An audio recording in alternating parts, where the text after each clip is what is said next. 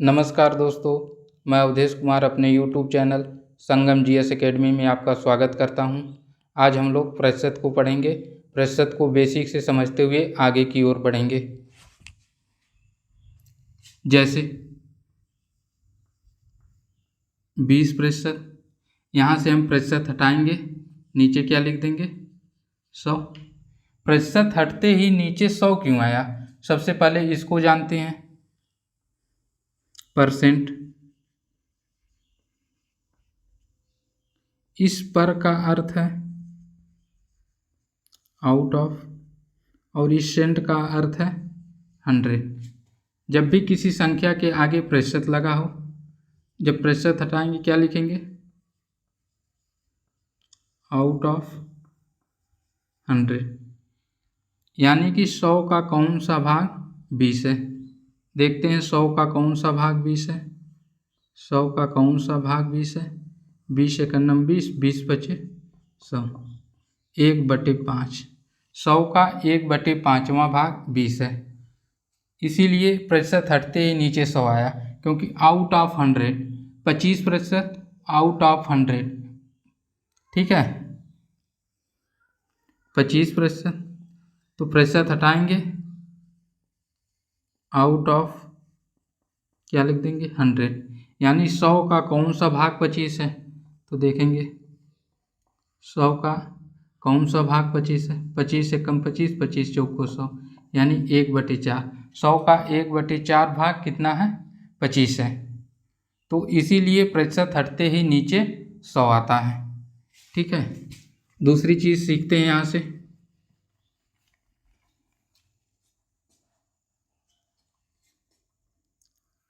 प्रतिशत को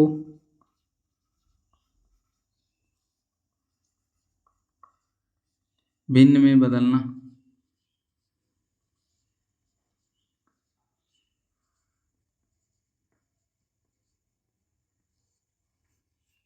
जैसे 20%, इसको भिन्न में बदलेंगे। 20% हटेगा, नीचे क्या आ जाएगा 100। जो कट रहा काट, 20 एकम 20, 20 बचे 100, यानी भिन्न के रूप में 1/5। 25%, 25% हटाएंगे, नीचे 100 आ जाएगा। 25 एकम 25, 25 चौको 100, भिन्न के रूप में हमें क्या मिला? 1/4। 30%, 30/100, 0 से 0 कट गया, यानी कि 3/10 भिन्न के रूप में। वैसे एक और ले लेते हैं फ्रैक्ट, 16 सही 2/3%। क्या करना है? इसको हल करेंगे, सरल करेंगे। 3 का गुणा 16 में करेंगे, 3 का गुणा 16 में करेंगे, 48 आएगा, प्लस इसमें 2 जोड़ेंगे, 50/3%। यहाँ से प्रतिशत हटाएंगे, गुणे क्या कर देंगे 100, 50 एकम 50, 50 दूना 100, यानी कि 1/3 दूना 6, भिन्न के रूप में 1/6 प्राप्त हुआ। उसी तरह से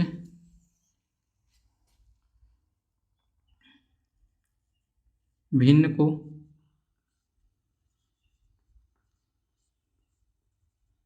प्रतिशत में बदलना।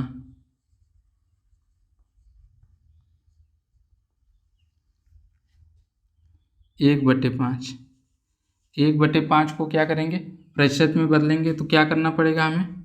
100 से गुणा करना पड़ेगा। काटेंगे, 5 दूना 10, यानी 20 पे कितना हमें मिला? 20%।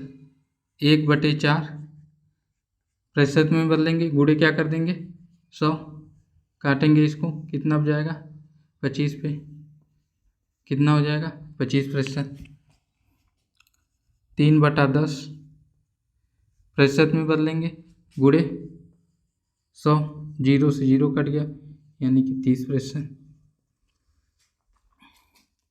1/6 इसको प्रतिशत में बदलेंगे, गुणे 100, भाग देंगे, 6 एकम 6, 4 बचा 40 हुआ, छछवा के 36, 4/6,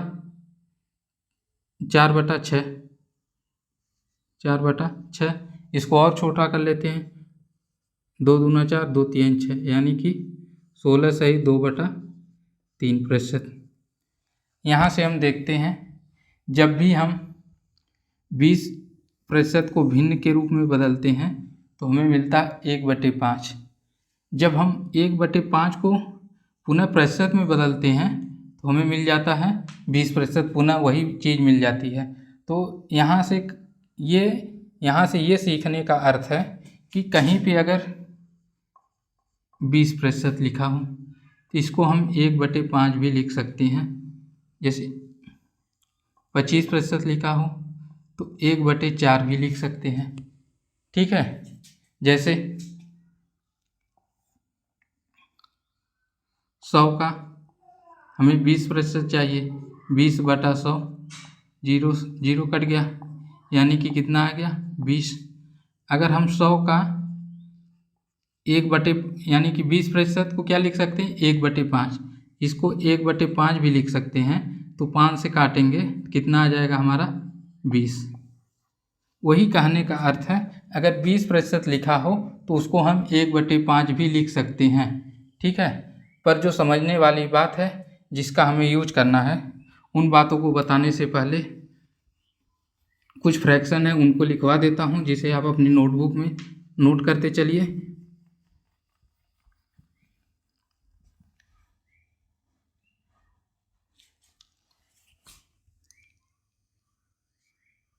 1/2 50% होता है, 1/3 33/3% होता है, 1/4 25% होता है, 1/5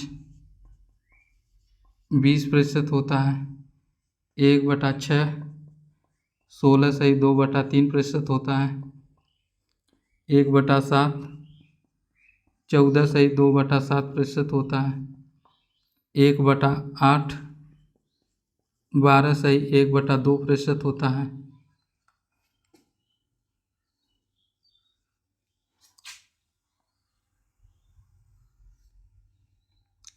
1/9 11/1/9% होता है, 1/10 10% होता है, 1/11 9/1/11% होता है, 1/12 8/1/3% होता है, 1/20 5% होता है, 3/8 37/1/2% होता है, 4/7 57/1/7% होता है। ये फ्रैक्शन है, इनका हमें यूज करना है। सबसे पहले वो सीखते हैं। जब इस भिन्न को हम समझते हैं जो हमारी फ्रैक्शन है, जैसे 25%, 25% को क्या लिख सकते हैं 1/4। 1/4 ये भिन्न हमें बताती है कि नीचे वाली संख्या क्या होती है ओरिजिनल नंबर। जब भी नीचे वाली संख्या का इतना प्रतिशत निकालेंगे तो ऊपर वाली संख्या निकल के आएगी 1। जैसे 4 का जब भी हम 25% निकालेंगे 25/100, 25 से कम 25, 25 चौको 100, 4 4 से कट जाएगा, यानी कि 1। 4 का जब भी हम 25% निकालेंगे तो ऊपर वाली संख्या निकल के आएगी 1। तो ये चीज़ हमें तुरंत पता चल जाएगी, हमको निकालना नहीं पड़ेगा। जब भी हम पूछेंगे 5 का 20% आप कहेंगे 1, 7 का 14/2/7% आप कहेंगे 1। ठीक है, 8 का 37/1/2% आप कहेंगे 3। तो ये भी हमें बताती है नीचे वाली संख्या का जब भी हम इतना प्रतिशत निकालेंगे ऊपर वाली संख्या निकल के आएगी। ठीक है, जैसे कोई वस्तु है 8 रुपये की वस्तु है, उस पर हमें 12/1/2% का लाभ हुआ। अगर कोई वस्तु क्या है सीपी जो है हमारा 8 रुपया है, प्रॉफिट परसेंट है 12/1/2%, तो उसकी सेलिंग प्राइस क्या होगी। तो जब भी हम 8 का 12/1/2% यानी कि 8 रुपये की वस्तु पर 1 रुपये का लाभ हो रहा है, तो वो वस्तु हमने कितने रुपए में बेचनी पड़ेगी, यानी कि वह वस्तु हमें 9 रुपये में बेचनी पड़ेगी। 8 रुपये की वस्तु पर 1 रुपये का लाभ हो रहा है, तो हमें वो वस्तु कितने में बेचनी पड़ेगी, 9 रुपये में। प्रश्न संख्या 1 है, यदि 3264 में हम उसका 12/1/2% जोड़ देते हैं तो हमें क्या प्राप्त होगा। तो सबसे पहले 12/1/2%, 12/1/2% को भिन्न के रूप में बदलेंगे। तो 2 का गुणा 12 में करेंगे तो 24 और प्लस 1 करेंगे तो 25/2%। यहाँ से प्रतिशत हटाएंगे, नीचे आ जाएगा आपका 100। 25 एकम 25, 25 चौको 100, यानी कि 1, 4 दूना 8, यानी 12/1/2% कितना होगा, 1/8। इसका मान हो गया भिन्न के रूप में 1/8। 8 को ओरिजिनल नंबर मानेंगे, ठीक है। अब 8 का 12/1/2%, जब जैसा कि हमने पीछे सीखा है, अगर 12/1/2 की फ्रैक्शन 1/8 है तो 8 का इतना प्रतिशत कितना होगा, 1 होगा। तो 8 का 12/1/2% कितना होगा, 1 होगा। तो इसमें इतना जोड़ेंगे तो 8 में 1 जोड़ेंगे तो कितना प्राप्त हो जाएगा, 9। लेकिन क्वेश्चन के अंदर कह रहा 8 में नहीं जोड़ा जा रहा है, 32/64 में जोड़ा जा रहा है। कितना जोड़ा जा रहा है, 32/64 में, 32/64 में। तो ये 8 से कितना गुना ज़्यादा है, इसको जानने के लिए 8 का इसमें भाग देंगे। तो 8 का भाग देंगे, 8 चौक को 32, पूरा भाग चली गई, 0 उतारेंगे, 8 64, यानी 8 से 408 गुना ज़्यादा है। तो उसी तरह जो हम जोड़ने पे 9 प्राप्त हो रहा था, वो 9 प्राप्त न होकर इससे 408 गुना ज़्यादा, 9 8 72, 9 चौको 36, यानी 3264 में 12/1/2% जोड़ेंगे तो हमें 3672 प्राप्त होगा। प्रश्न संख्या 2 है, यदि किसी संख्या में हम उसका 16/2/3% जोड़ देते हैं तो हमें 4200 प्राप्त होता है, तो वह संख्या ज्ञात करें। क्वेश्चन के अंदर किस संख्या में जोड़ा जा रहा है वो हमें नहीं पता है, लेकिन कितना जोड़ा जा रहा है, 16/2/3%। 16/2/3% कितना होता है फ्रैक्शन में, भिन्न के रूप में इसे कितना लिखते हैं, 1/6। 6 को क्या मानेंगे, ओरिजिनल नंबर। 6 का 16/2/3% कितना होता है, 1 होता है, यानी 6 का 16/2/3% 1। 6 में कितना जोड़ेंगे, 1 जोड़ेंगे, तो क्या प्राप्त होगा, 7। लेकिन क्वेश्चन के अंदर 7 नहीं प्राप्त हो रहा है, क्वेश्चन के अंदर 4200 प्राप्त हो रहा है। कितना प्राप्त हो रहा है, 4200। इससे कितना गुना ज़्यादा है, 7 छक 42 00, यानी कि 7 से ये 4200 600 गुना ज़्यादा है। उसी तरह से हमारा ओरिजिनल नंबर 6 न होकर इससे 600 गुना ज़्यादा होगा। गुणा करेंगे, 6 के 36, यानी कि वो संख्या 3600 होगी, जिसमें हम उसका 16/2/3% जोड़ेंगे तो हमें कितना प्राप्त होगा, 4200। चलते हैं नेक्स्ट क्वेश्चन पे।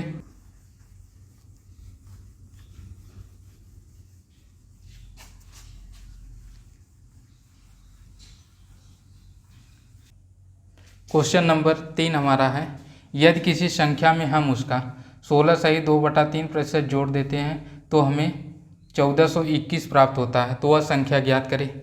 इस क्वेश्चन में भी संख्या नहीं दी गई है कितना है, लेकिन कितना जोड़ा जा रहा है, कितना प्रतिशत, 16/2/3%। 16/2/3%।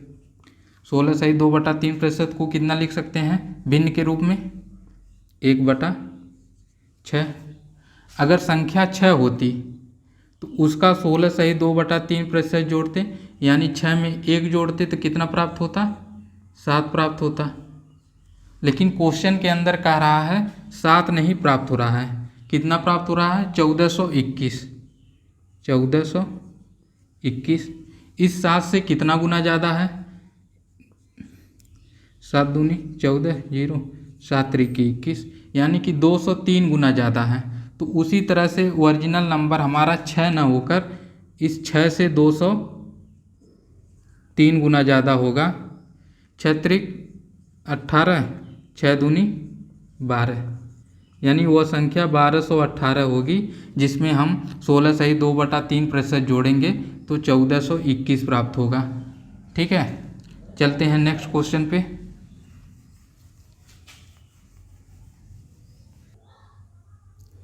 क्वेश्चन नंबर 4 है, यदि किसी संख्या में हम उसका 14 सही 2/7% घटा देते हैं तो हमें 1224 प्राप्त होता है, तो वह संख्या ज्ञात करें।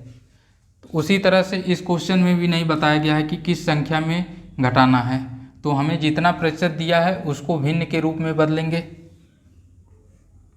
14 सही 2/7%, इसको भिन्न के रूप में बदलेंगे तो कितना आएगा, 1/7 आएगा। अगर ओरिजिनल नंबर हम 7 को लेके चलते हैं, 7 का 14 सही 2/7% कितना होता है, 1। तो 1 क्या करना है, 7 में से 1 घटाना है, 7 में से 1 घटाएंगे तो कितना प्राप्त होगा, 6। लेकिन क्वेश्चन के अंदर कह रहा है हमें 6 नहीं प्राप्त हो रहा है, 1224 प्राप्त हो रहा है। कितना प्राप्त हो रहा है, 1224 प्राप्त हो रहा है। इस 6 से कितना गुना ज़्यादा है, इसका इसमें भाग देंगे तो कितना गुना ज़्यादा है वो पता चल जाएगा।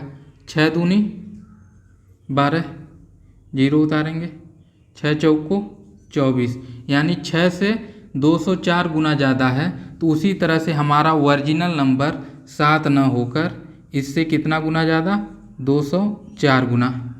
7 चौक 28, 7 दूनी 14, यानी वह संख्या कितनी होगी, 1428 संख्या होगी, जिसमें से 14 सही 2/7% घटाने पर हमें 1224 प्राप्त होगा। आज के लिए इतना ही। वीडियो अच्छी लगी हो तो लाइक कीजिए। मिलते हैं अगले वीडियो में। धन्यवाद।